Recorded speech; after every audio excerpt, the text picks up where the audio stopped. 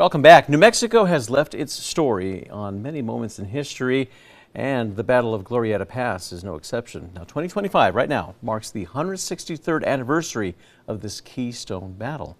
Here to tell us more about the conflict itself and its significance is former Civil War battlefield tour guide and celebrity historian, Raffi Andonian. There you go. Here I am. Raffi, we learn so much when we have you in studio with us. So right now, talking about this, most people don't conventionally and ideally think of New Mexico when it comes to Civil War, but we were a key spot in all that, right?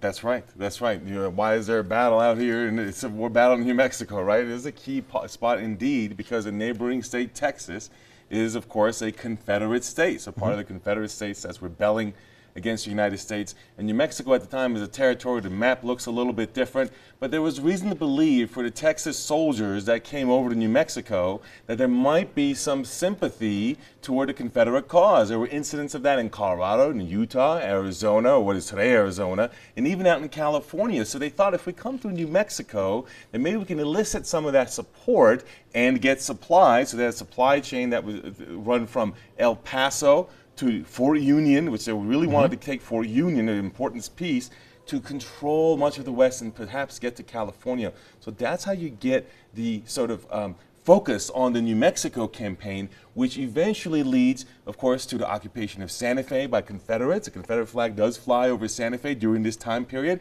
and eventually the Battle of Glorieta Pass on the 26th, the 27th, and 28th of March. So today would be the third day of the battle, 163 years later. Here we are in the anniversary.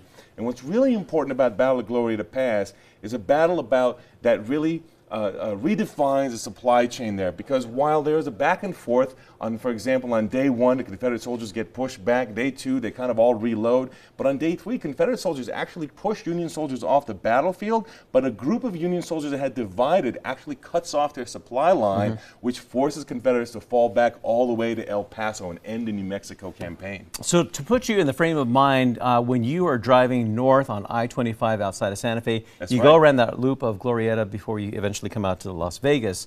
I mean, this is where, it's not too far off where the interstate is right now. The Santa Fe Trail, really. Yeah, it's along the Santa Fe Trail. So there's multiple pieces of history there. Of course, there's Pecos National Park and the Pecos Pueblo there. So there's all kinds of things that all coincide with the Civil War battlefield here. Now, of course, it's a very significant battle because of what I just described. It's known as the Gettysburg of the West. So that's why I brought the pen here that's in front of me. That is a pen made from the witness tree. That is a tree that was there at the Battle of Gettysburg in the East Coast near Abraham Lincoln when he delivered the Gettysburg Address. Well, the Gettysburg wasn't just in the East. It's known as the Gettysburg of the West, right here in New Mexico at Glorieta Pass. And there's a few reasons for that, because after that, the Southwest was occupied, was maintained by the Union. No longer were there Confederate forces that were able to come back, and that had a few different important outcomes, including the fact that the Confederates never took hold of some of the gold they had their eyes on in Colorado and California, which Lincoln saw as the lifeblood, the financial lifeblood for credit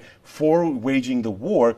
In addition to that, the reason that's important is not just the supplies, but if they had gotten to the Pacific coast, it expands the territory the Union has to fight. It can help foreign recognition, which is something the Confederacy was going for. And very importantly, the Union had a blockade along the Atlantic to block the cotton trade. Well, if they had access to the Pacific with the Confederates, they can export cotton and get more money in, as well as import very important supplies to wage the war. So all of that was riding in the balance with the Battle of Glorieta Pass. Right here in New Mexico and on this very day. You can still visit. You go to Pecos National Park, you can still visit it today, so you can get a sense of place and check it out. Great museum up there. Raffi, thanks for everything. We appreciate it.